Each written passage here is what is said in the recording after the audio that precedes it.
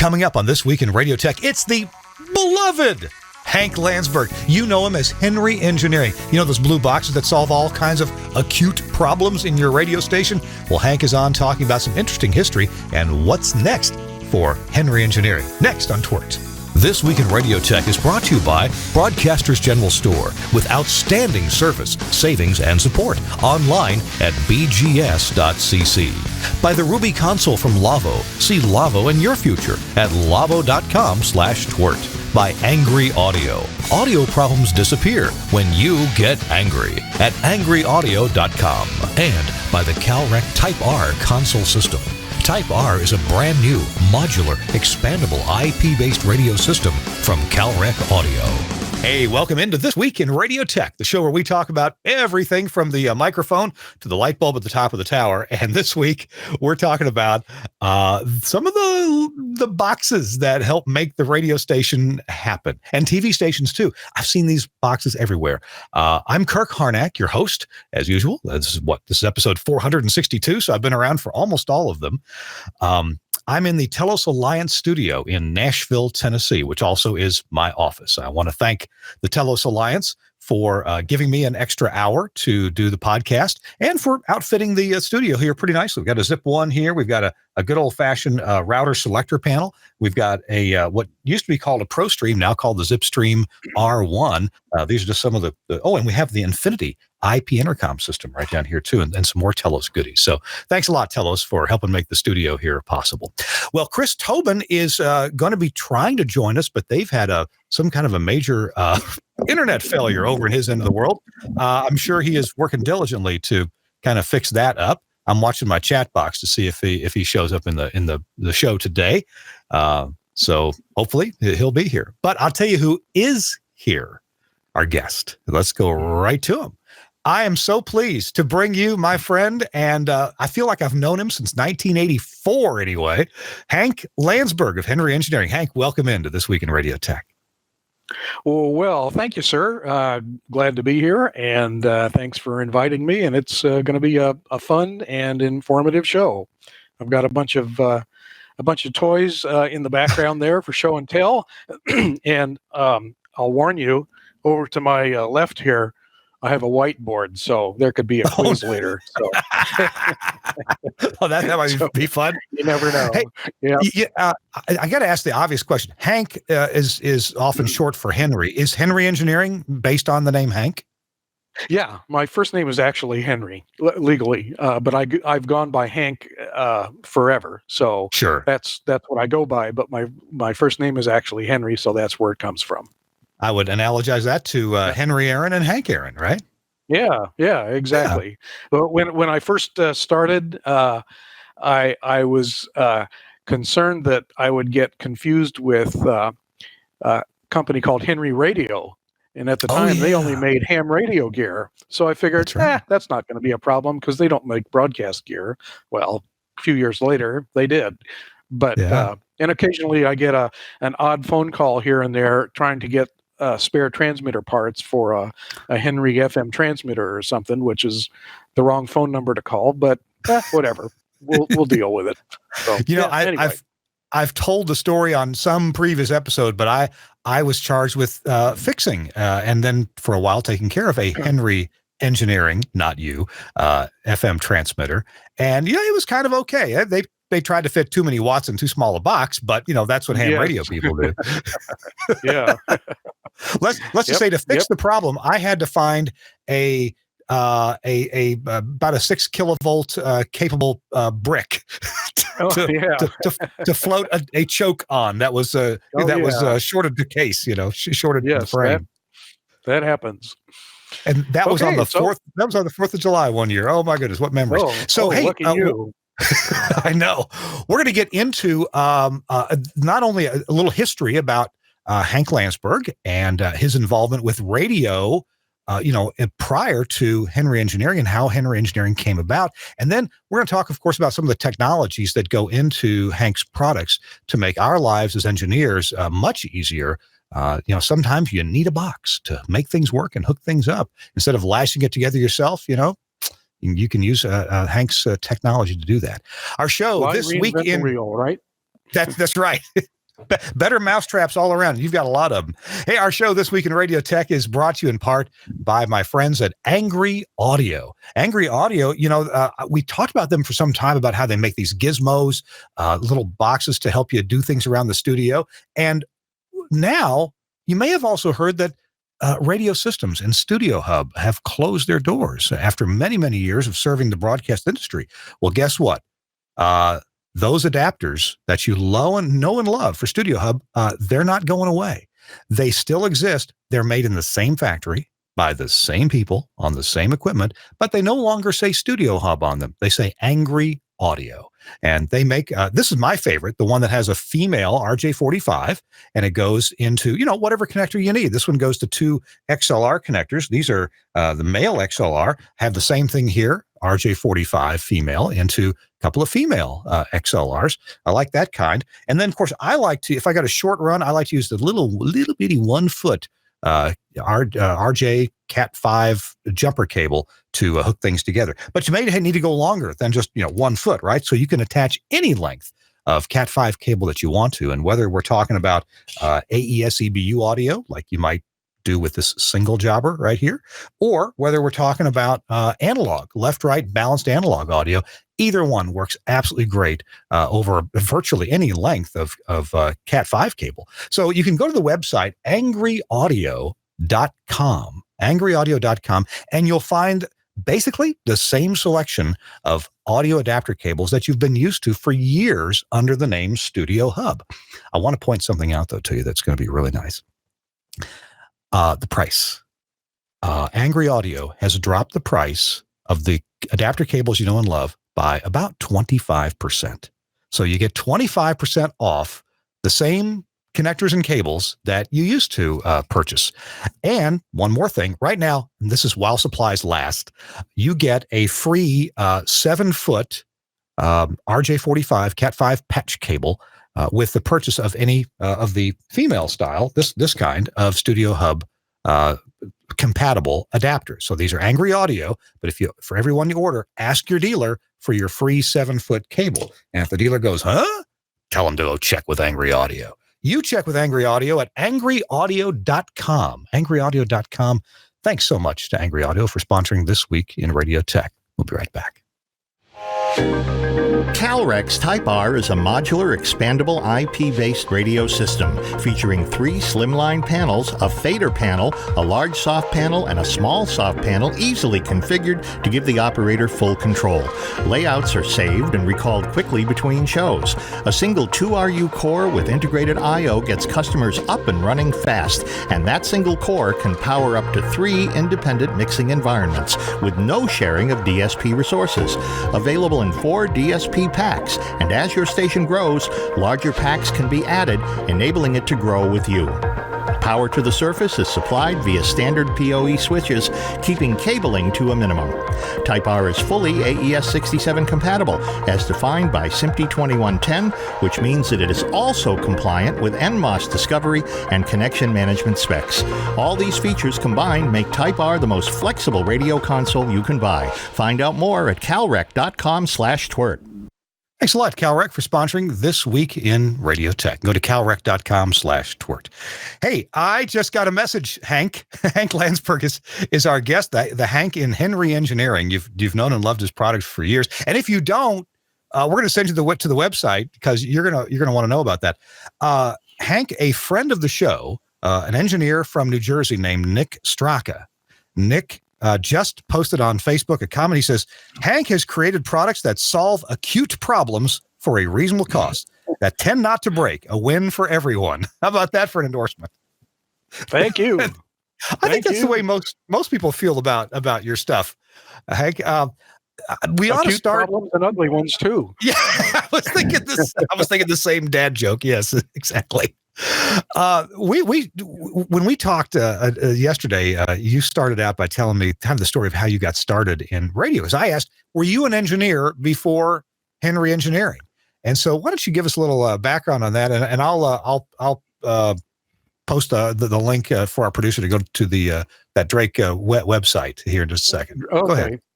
Yeah, I guess my real first job in in real radio that was, paying me a paycheck was starting in '74. I was hired as chief engineer at Drake-Chenault, and and hopefully some of you remember that we were a radio syndication company producing recorded music format tapes for automated radio stations that, of course, ran on reel-to-reel tape recorders and cart machines and other analog stuff like that. So anyway, I was a chief engineer at Drake-Chenault for about 14, 15 years, starting in '74.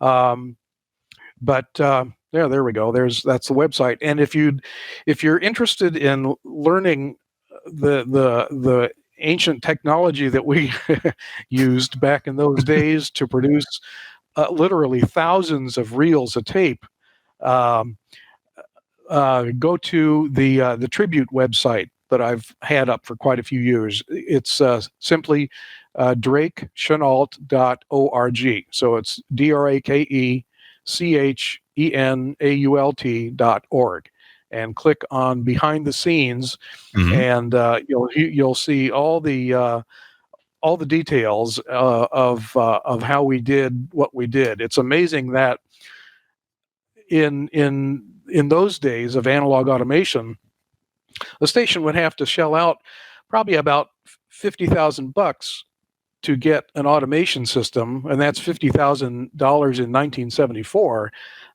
to do what we can do on a laptop and free software today. So it's amazing that we did what we did with the technology that we had at the time. But first, I have another little tidbit for you. You wanted me to come up with a tip of the day or something kind of like that. Yeah. I'm gonna do a riddle. I'm gonna pose a riddle to our viewers. Can we ask the first part of it now and give the answer at the end of the show? How about that? Right. That's what I'll do. Okay, good. So we'll go back even way before Drake-Chenault. Go back to about, let's see, 68 or 9, when I was in high school. I earned a little bit extra money by fixing TVs in my parents' garage, Okay. And of course, this was the late '60s, so virtually all the TVs I got were black and white. But occasionally, I got a color TV. And on the rare occasion that I had a color TV that needed convergence adjusted on the CRT, where you set the red, blue, and green guns to all line up and all that stuff. Right. I could only do convergence adjustments Monday through Friday between 11:30 and noon. Why?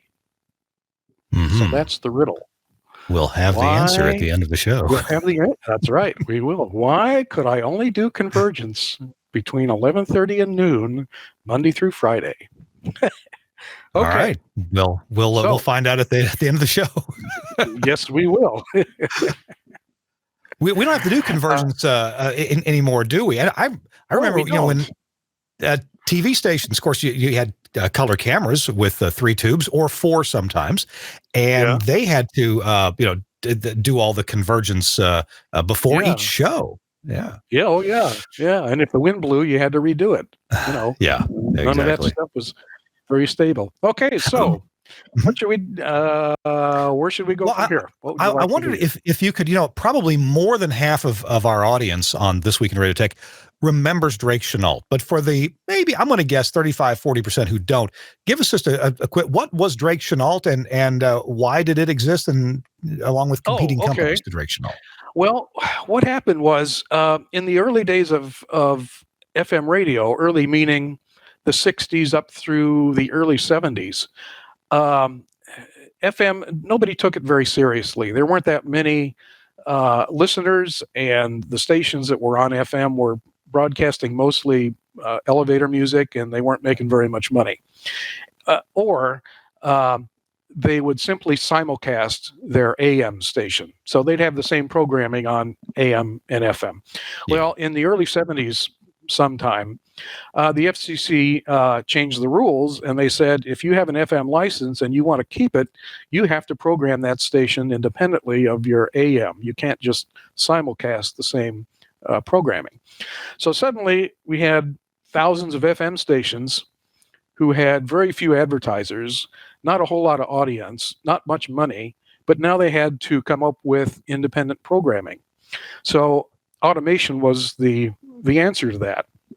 Instead of having to go out and hire disc jockeys and program directors and all that rigmarole, it would be a whole lot easier and cheaper for the station if they could just bring in an automation system and call up a company like Drake-Chenault or TM or Bonneville Programming, or there were several others. And for a monthly fee, Drake-Chenault would send you tapes every week. And that would take care of most of your programming. All you had to do was add traffic, weather, and commercials. And if everything was running right, it sounded quite live. It sounded really good. And the programming was probably better than what the stations could do by themselves on a low budget. So that's where the automation syndication industry came from. Out of the need to provide low-cost programming for all these FM radio stations. So without going into all the details and stuff, but we shipped out, I think, if I remember right, we shipped out about 1,000 10-inch reels of tape every week. We had, at the peak, I think we had a little over 300 client radio stations. And every week they needed to get new tapes fed to them with, the current hits of the week. So we were a giant programming factory with about a half a dozen different music formats: top 40, MOR, country, soul, easy listening, and so on, in different variations. And the thing about Drake-Chenault was they were kind of thrifty when it came to building their first batch of studios, which were in use when I got there in '74.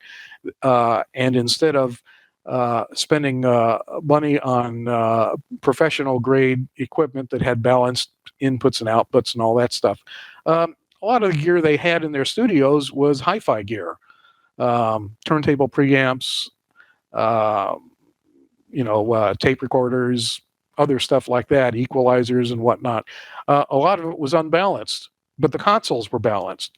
So one of the things that I had to do was build these interface boxes to interface all this unbalanced hi-fi gear with the consoles. And after building, a couple of dozen of these things from scratch, the light bulb went on, and I thought, I wonder if anybody else has this problem too. And it turned out they did. So that's where the Matchbox came from. I sent a picture earlier of the original 3 Henry Engineering products. That's that black and white picture I sent a while back.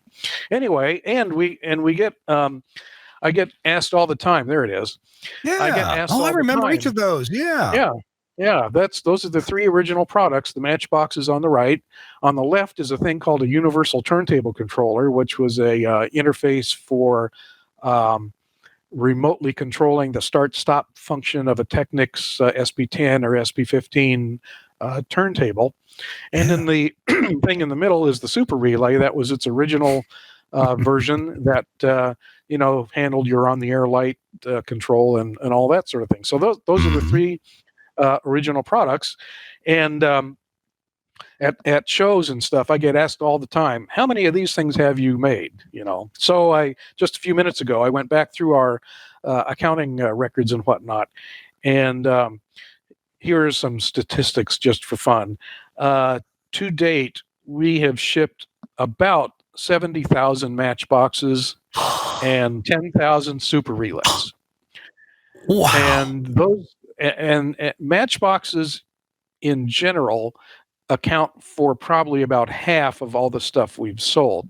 So if you take the Matchbox number and you double it, I think we've probably sold somewhere around 130,000 to 140,000 widgets since 1982. So there's a lot of them out there. It's funny. I actually understand why you don't have an exact count. We tried to do the same thing at Telos regarding the Telos Zephyr, the good old ISDN codec, right? Yeah. And we about 20,000, but we don't have an exact count for some reason over the years. Yeah. Sometimes you lose track. And so I'll apologize right now for littering the industry with so many blue boxes. But as long as people enjoy using them, hey, I'm fine. I'll keep on making them. That's cool with me. So anyway, that's where the idea for the Matchbox came from, and then I just kind of started adding more stuff and more stuff. A lot of the sometimes product ideas were suggested to me by engineers, friends. I'm sure a lot of you, do you know Tom Koza? I do, yeah. He's a LA area engineer. He's been around for years and years. Very dear friend. And the Super Relay was his idea. And a few other things along the way have been his idea, or other friends or other engineers that have called me and says, what we really need is, and on and on and on. Or you make this thing and it's pretty close, but what we really need is something that does something a little bit different. So, whatever. That's where, a lot of these crazy ideas come from. And of course, everybody, well, let's start with this. You probably have gotten way more ideas than you had time to develop, or your feeling for the marketplace said, that's a good idea, but I'd probably sell 5 of those.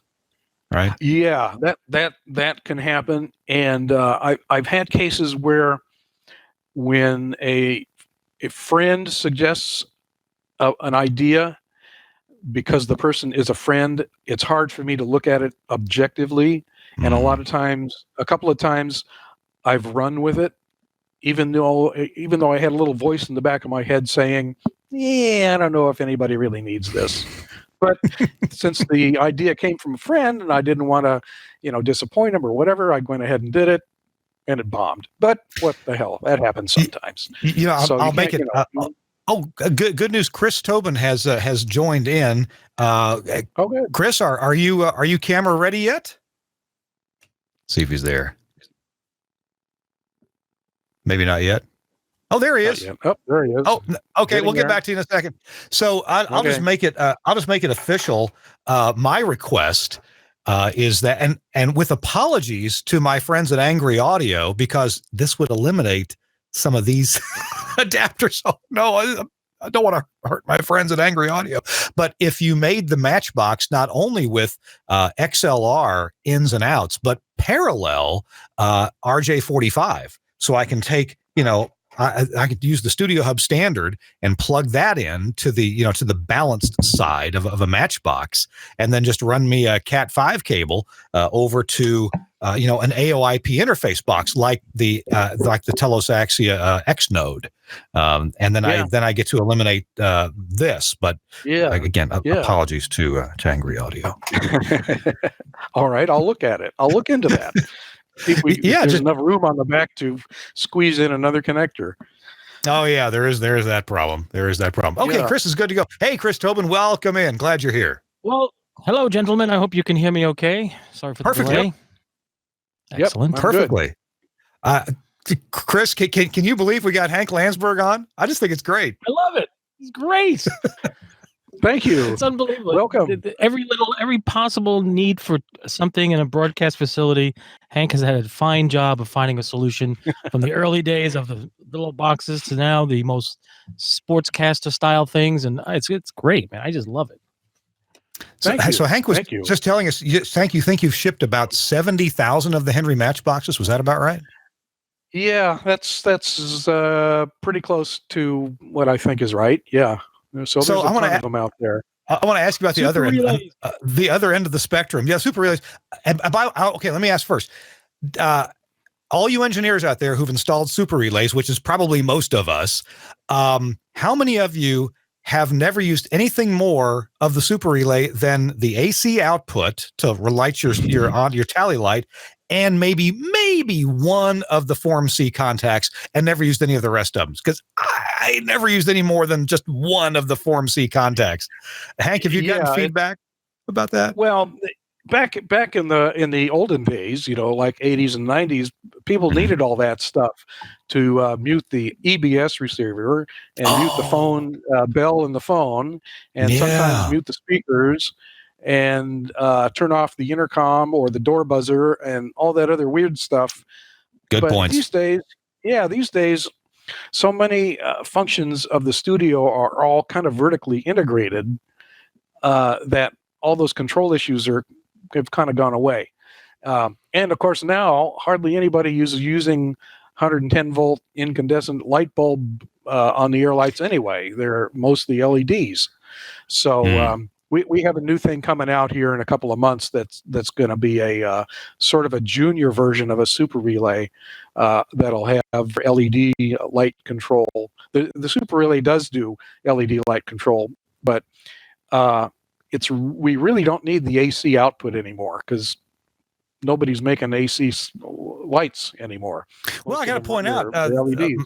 This on-air light, actually, I think it may be fluorescent, but the LED lights. Oh yeah, I guess they don't take one. There's some that can take 110, and they bump it down to whatever the LEDs need. So, gosh, I wouldn't. I'd hate if you eliminated that. Oh no, we won't eliminate it. We'll just I'll just add this other product that'll be the LED only version, but we'll keep on making the super relay just as it is, because.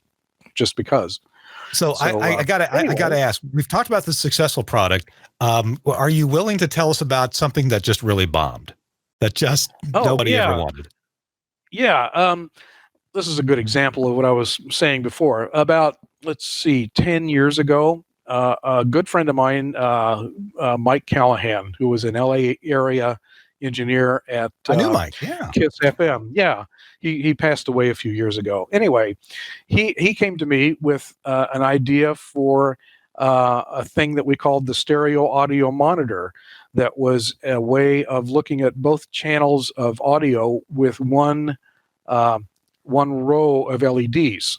And depending on the color, that's how you could tell if it was looking at left channel or right channel, and you could see the phase correlation between the two and the balance between the two. And I thought, that's a pretty cool idea. So we built it. It worked really well.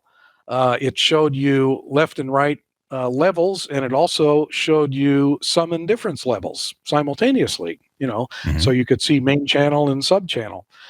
So we made the product. It worked great. Nobody needed it. It was a solution in search of a problem. So that happens now and then. That's just the way, you win some, you lose some. So that was that was an example of a friend of mine coming to me with an idea that I just looked at it and thought, it's cool. Let's do it. Because Mike was a good friend, and it didn't turn out to be commercially successful, but it was fun to do anyway. Overall, that sounds like a product that I would describe as a bit too cool for the room. Yeah, kind of. Like I said, it was a solution in search of a problem. Oh, well, like engineers like Mike Callahan would love that. And there are other engineers who would too. But most engineers, hey, I look at my mod monitor, I got metering, I don't need that.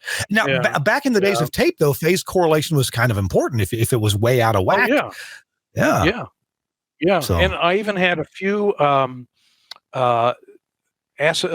disc mastering engineers interested in it, because the sum and difference indication, when you're cutting vinyl, that equates to the sum equates to the lateral modulation of the stylus, and the difference equates to the vertical modulation of the stylus. And that was something that they need to pay attention to. But how many people are cutting vinyl these days? I could count them on one hand. So that didn't save the product. Hey, it's time for our usual mid-show break, and we have a special deal today. Instead of hearing me rattling off and prattling on about a terrific product called the Henry Sportscaster, Chris and Hank and I are all going to talk about it while we look at the product on the video, and that is the Henry Sportscaster. By the way, the spot is actually a courtesy also of our friends from Broadcasters General Store, and they are a great place for you to pick up a Henry Sportscaster or any Henry Engineering product. But if we could, let's have a look at the webpage, this picture of the Henry Sportscaster. And Hank, okay, I get what this thing does, but I think it does more than I realize. Why don't you tell us about the Sportscaster? Okay. This product was something that I actually had the idea for about 7 or 8 years ago. It was about that time, 7, 8 years ago, that we created this product, the Sports Pod. The Sports Pod is, let me get it in the middle there. There we go. It's used for play-by-play announcers, doing live telecasts of sporting events. So what this thing does is it lets the announcer turn his mic on and off. There's a cough button. There's a talkback facility. And there's headphone mixing. So the talent can set up a mix of the local audio plus the IFB. These things have been, pretty successful, and they've been on the market for about 6-7 years. But it was really intended to be a radio product for radio station use. Well, about a year and a half ago, I discovered that there's a huge market or a huge interest at the high school and middle school level for doing video webcasts of sporting events. This is something that didn't exist, 10 years ago before the internet. But now we have middle schools and high schools that want to do live video coverage of football games, basketball games, and so on. So I got a call from a producer who produces these kinds of video programs. And he said, I just discovered your Sports Pod. This thing is great. This is just what I need. But for video, we have a bunch of other needs that aren't being addressed. There's a lot of inexpensive video gear that's available, cameras, all the stuff that used to be exorbitantly expensive, like video switchers, effects generators, slow-mo recorders, and all that. All those functions could be done on a laptop with software. But as usual, they forgot about the audio. So this guy, his name is Rick Vanderwielen, he called me and he said, well, the sports part is really cool, but we need a bunch of other functions to do a successful video production of a sporting event.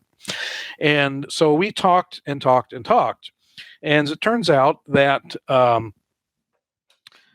there's actually 3 distinct functions that are necessary for doing video coverage of sporting events. You have to be able to mix the mics. Okay, that's the easy part. Any mic mixer can do that. But you also have a lot more people on the broadcast team than what you normally have in radio. With TV, you have your talent calling the game. So you have a main announcer, maybe you have a color guy, maybe a statistician or a spotter. Then you also have a guy down on the field, a field reporter. And you have camera operators. You got a whole camera crew out there of various camera positions. And all those people need to have headphones on so they can hear what's going on, but they need to hear something different in the headphones. I mean, what the talent hears is different from what the camera operator hears, and that's different from what the field announcer hears. And you have to have a producer controlling the whole show, and he needs to have headphones with a whole different mix for him. So now you need to be able to create 3 or 4 different headphone mixes consisting of program audio, talkback, intercom, whatever. But everybody needs something different. And then to make things even more complicated, you need to have an intercom in this system, and the intercom needs to be integrated with the headphone audio so that the talent can talk back to the producer. So the producer can talk to the talent or the spotter. So the producer can talk to the field reporter down on the field. And so the producer can give direction to the camera operators. So now you have, in addition to needing 3 or 4 different headphone mixes, now you also have at least 3 more intercom channels so that the producer can talk to all these different members of the team. And the team needs to be able to talk to each other. And the spotter needs to be able to give player statistics into the headphones of the guy who's calling the game.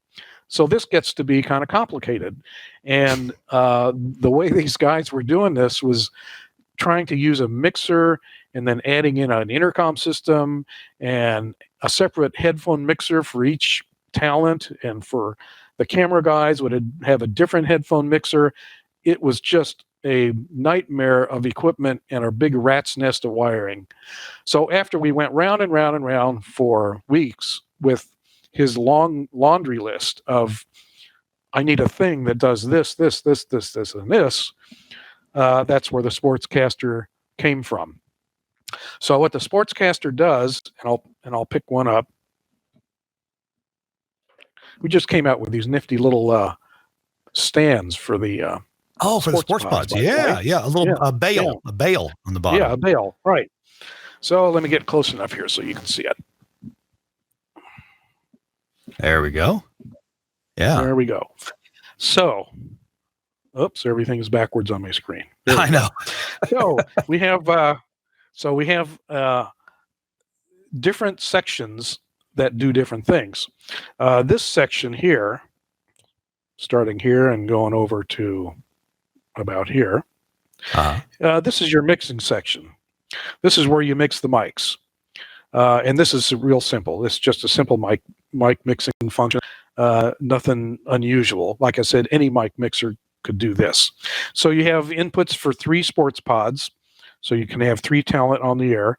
Plus your field reporter has his own input.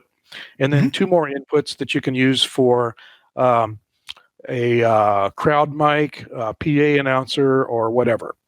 Okay? That's even better. Oh, there we go. That's even better. That's easier to see. So then as we move from left to right, let's go all the way to the right, the extreme right. Yeah. At the very extreme right, we have where the producer plugs in his talkback mic and his headphones. Okay? And then to the left of that, there's 3 blue knobs. That's where the producer sets up his headphone mix. And he can listen to program, intercom, or the Q bus. And you'll notice that below each knob, there is a left, center, right switch.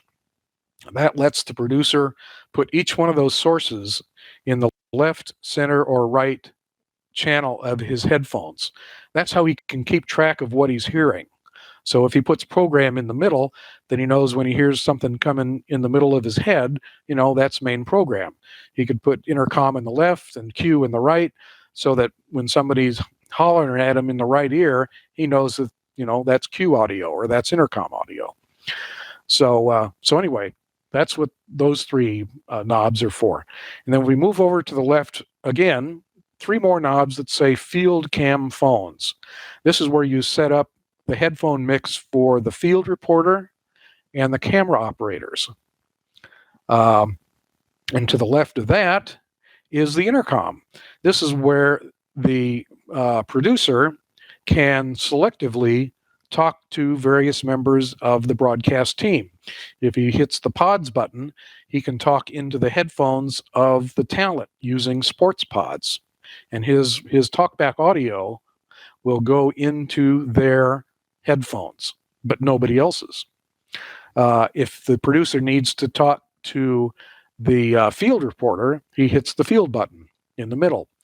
And then if he needs to give direction to the camera crew, he hits the camera button. So he can call the shots to the camera operators. So he can tell them, camera 2, follow the runner on third base. We think he's going to lead off and make it for home or whatever, Yeah. As you can tell, I'm a big sports fan.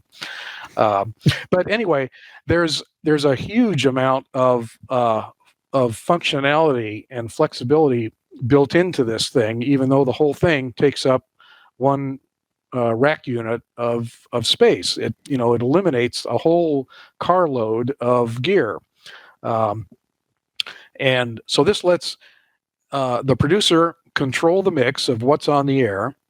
He can control what everybody's hearing in their headphones, so everybody hears what they need to hear without getting distracted by chatter from other communications that they don't need to hear.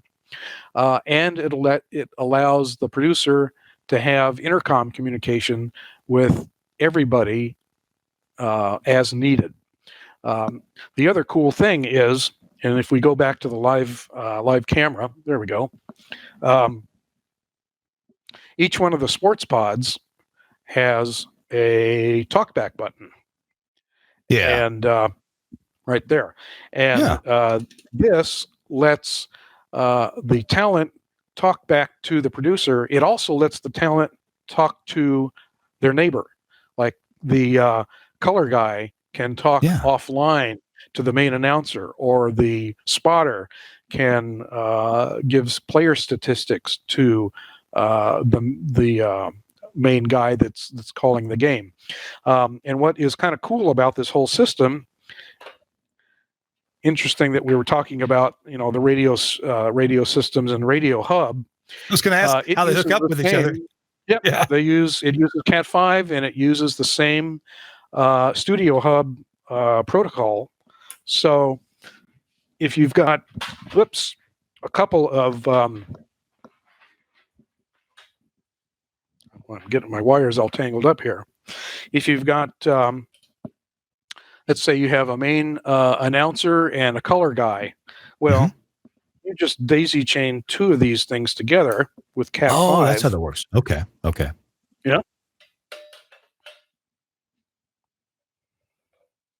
And the Cat5 carries power. Yeah. Carries power. Carries headphone audio between the units. Carries talkback and intercom between the units and back to the producer. So all these functions happen right through this single Cat5 cable. So it's really quick and easy to put the system together. And the headphone mixing on each sports pod lets each announcer set up his own headphone mix the way he wants it. That's it. So, that local control, it sounds like you could label that more me. Yeah. Right. You can. In fact, there's a button back here. That there are announcers who don't want to hear the whole mix. They just want to hear themselves. Imagine of course, right? Why not? Yes. So there is a button back there that instead of listening to program, you push the me button, and it puts him and only him into his headphones instead of the main program mix. It's like a personal echo chamber or isolation booth. Exactly. That's right. He doesn't want to hear anybody else. He just wants to hear himself. So anyway, on the back, on the back, I see you've got mic inputs, headphone outputs, and things like that. Yeah. So you could easily take a sports headset that had XLR mic and quarter-inch headphone and just plug them right in the back there, or separate mic headphone, whichever you want. Yeah. Here's what the back looks like.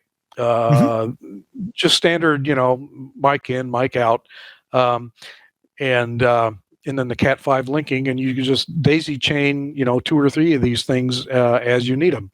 These can also be used without the sportscaster as an independent system, in which case then you use the headphone inputs over here. And then your the talent headphones plug in over here where it says phone, and so you can use it any way you want. But when it's used with the sportscaster, the majority of the audio, power, and talkback and intercom all goes over this cable, so it's really easy to install.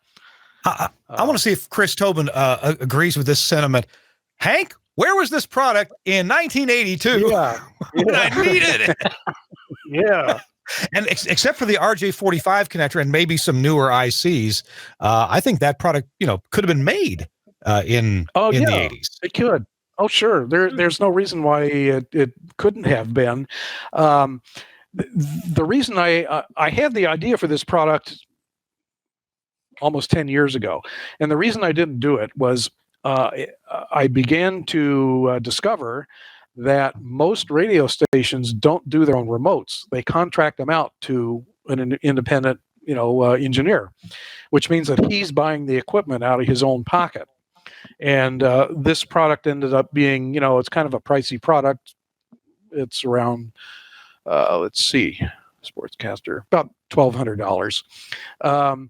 And I was a little, I wasn't sure that the average independent contract guy would want to shell out that kind of money. So I didn't go ahead with it until I heard from the video guy about a year and a half ago. And when we opened up the possibility of selling these this system to schools that are doing video production and video webcasts of sporting events, that's a whole other market. So I figured, well, okay, this is by adding all these other video features and functionality, that opens up a whole other market for the product. And then it became viable, because originally my original idea was going to be radio only, and there wasn't enough market there. But by adding all this other stuff, it becomes a video product. That's a whole different thing. If you want to be just blown away with what school kids are doing, take a look at a website called School Video News, schoolvideonews.com. Right. I wish they had these toys when we were in I'll put school. that link in. I'll put that link in the show notes in case people are just listening right now. Then go back and look at the show notes. It's amazing. You remember when we were in school? You'd have the Monday morning announcements coming over the speaker. That was it. By the principal. Yeah. Well, now 7th graders are doing a version of Good Morning America. Wow. I mean, wow. You won't believe it. It's amazing. And it's a great way to teach journalism, writing, teamwork, photography, production, all this stuff. And kids 12, 13 years old are doing really professional, polished shows. And it's a whole part of their curriculum now. You are hearkening for a moment that you were hearkening back to the day when when I was in high school and you were in high school a few years before I was, when the most sophisticated piece of gear in the high school said Duquesne on it. Yeah. 16 millimeter projectors. Oh, yeah. And Chris Tobin, are you old enough to remember mimeographs? I mean, as the form of, that was the email of the day, right? Yes, that was the mimeograph. Yes. That's right. Handle on the machine, you turn it around. Yeah. Right. Right. And then they became motorized. Kids that are vaping now, they have nothing on us. We had mimeograph sheets. You'd hold those things up and, People would curl if you did it right. As we've read recently, it's a good thing that things were like they were, because we never would have had the song "Smoking in the Boys' Room." It would have been vaping in the unisex bathroom.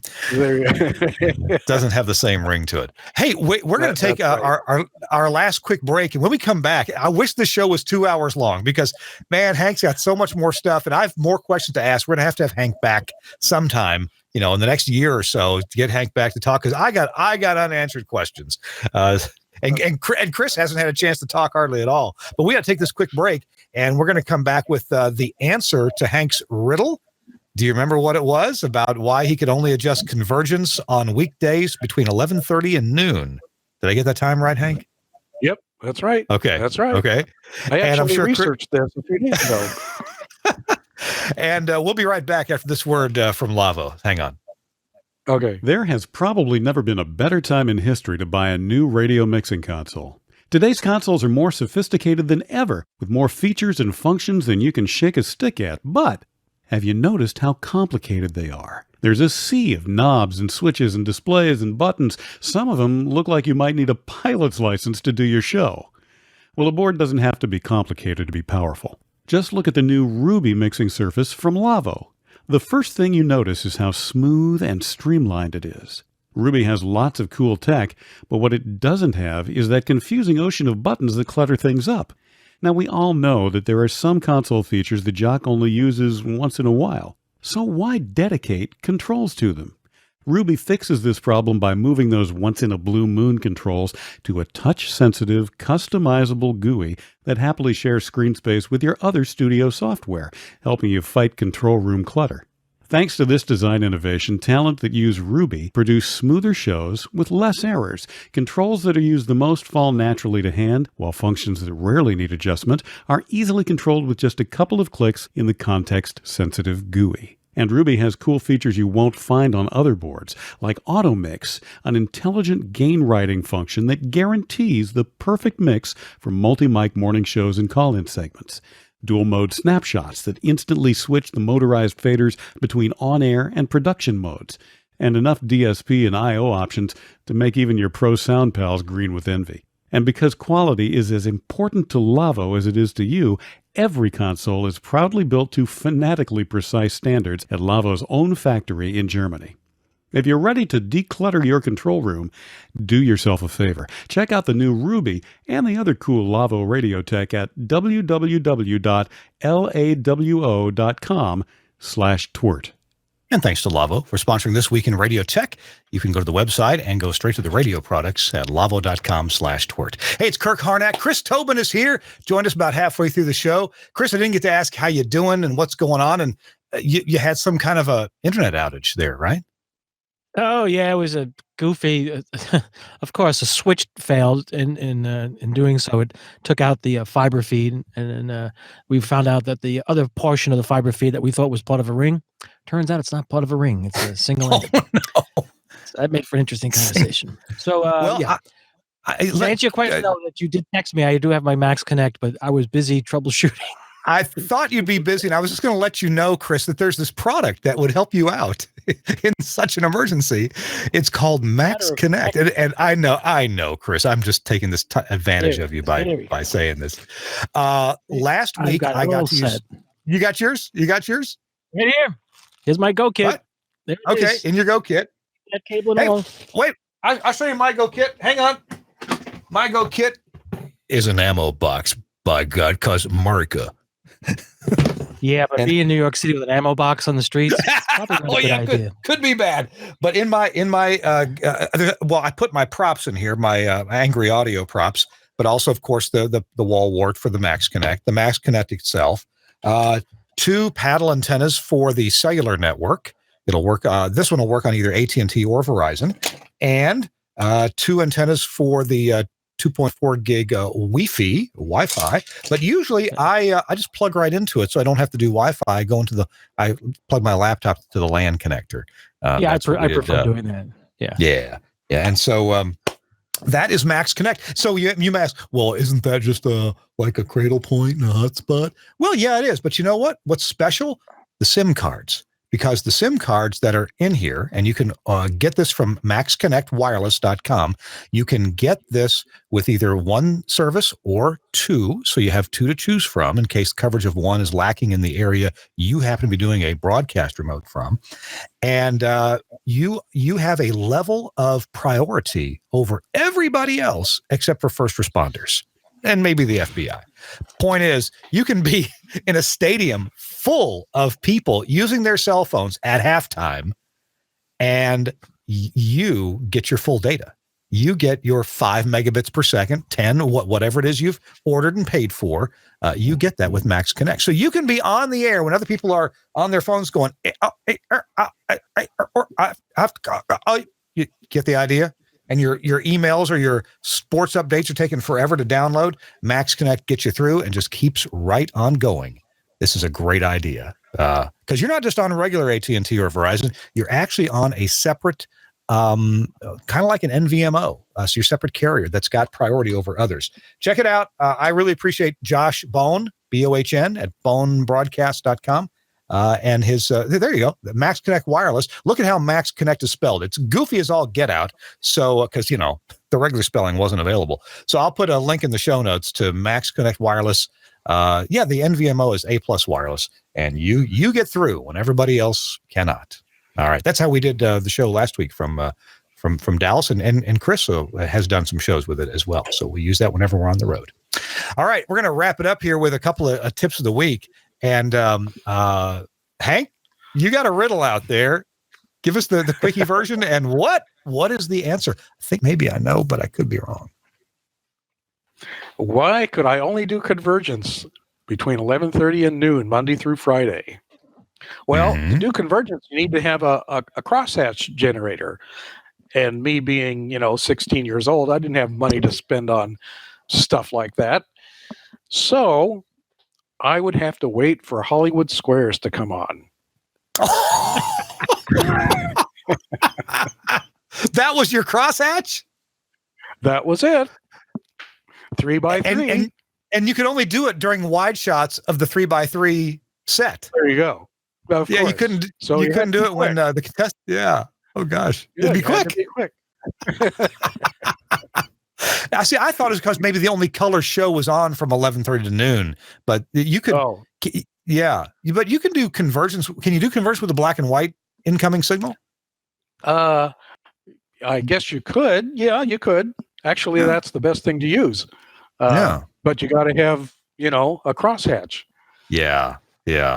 Some kind of Wow. I know. I would not have guessed that.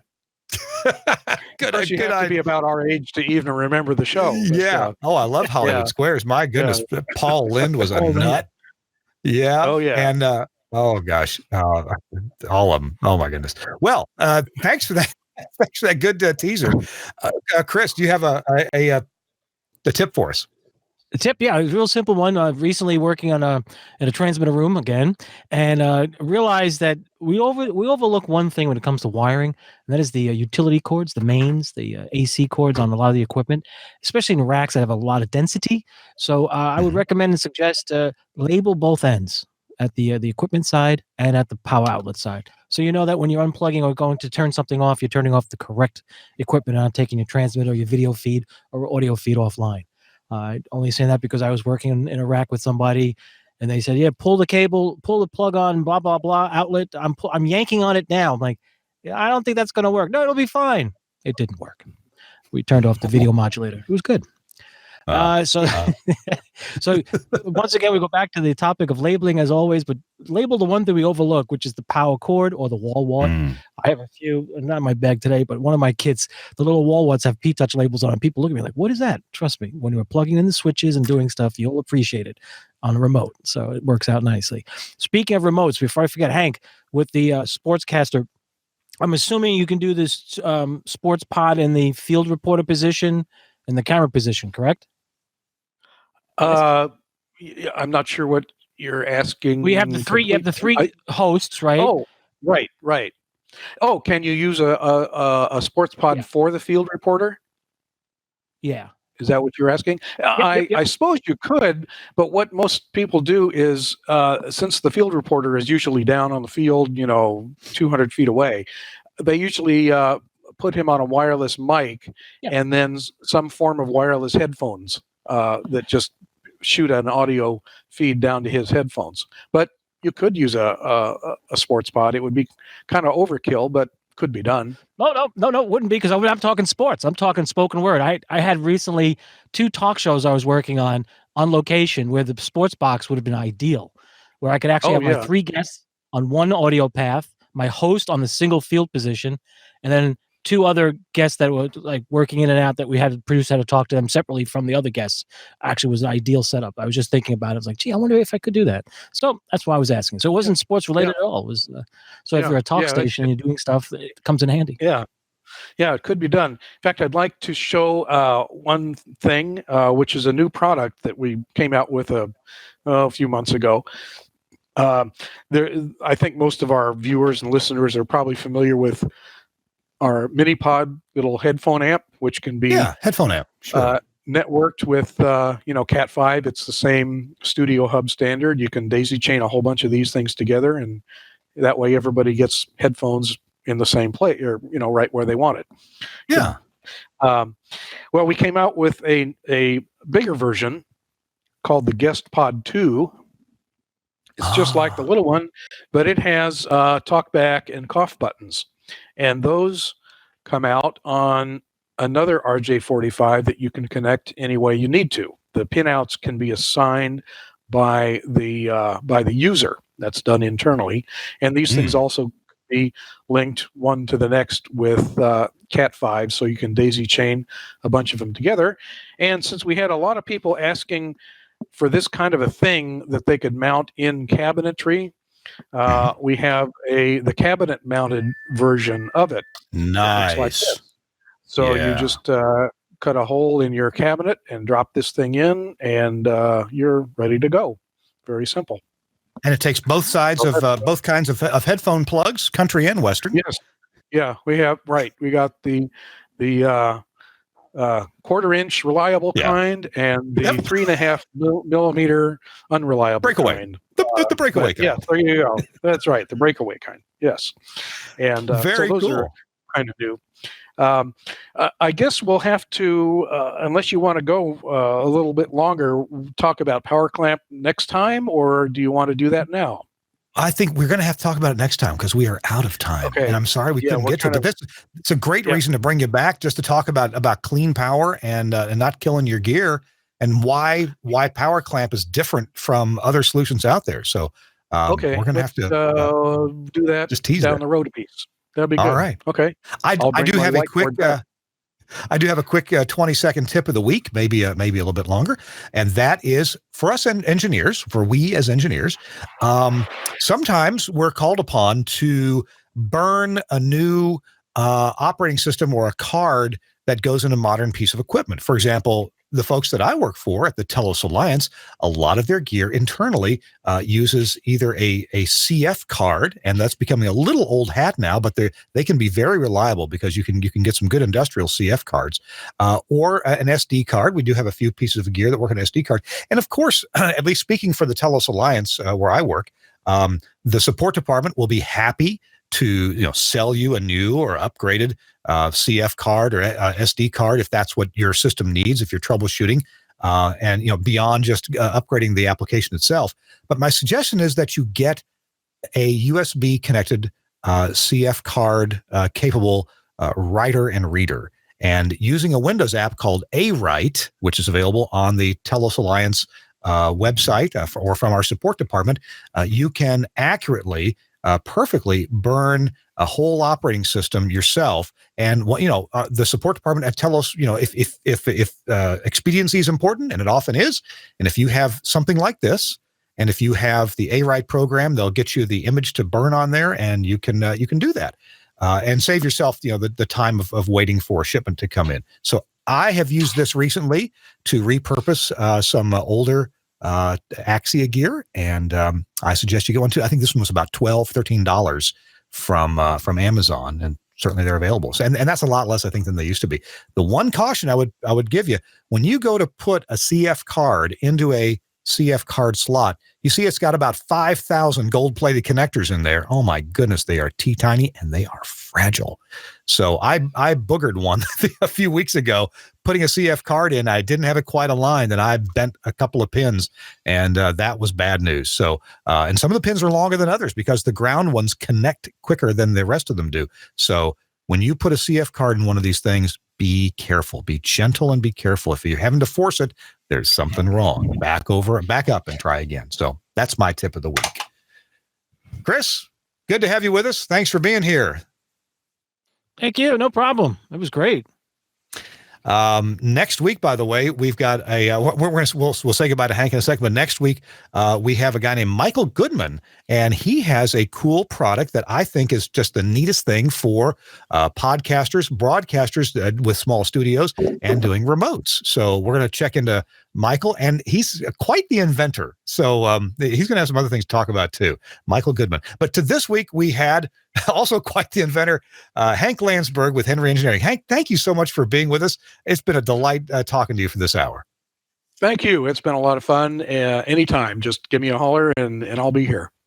And next time you're with us, we'll talk about sine waves that aren't and should be. So That's right. Hey, There you go. I want to give a big shout out to our producer, Suncast. Once again, technical problems at the beginning, but he worked right through them. This guy should, oh my goodness. Suncast, thank you for solving those problems and getting things wrangled in quickly. And also, I appreciate Andrew Zarian, the founder of the GFQ network. I hope to see Andrew in a couple of weeks in New York City, and maybe I'll get to see Chris Tobin as well. So we'll see you next week with Michael Goodman here on This Week in Radio Tech. Bye-bye, everyone.